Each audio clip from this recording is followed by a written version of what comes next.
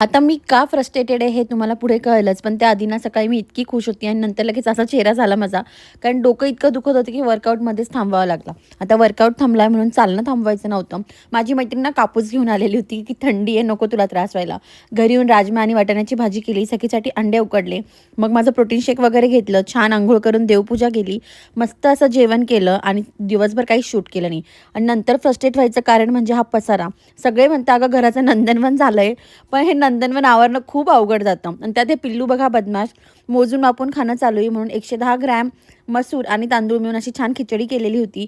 जेवण झालं आणि नंतर पुन्हा निखिल आणि मी गेलो होतो बाहेर वॉकला. सखी तर इतकी मजा करते ग्राउंडवर. घरी आल्यानंतर ना निखिलसाठी आळूवडी करायची होती.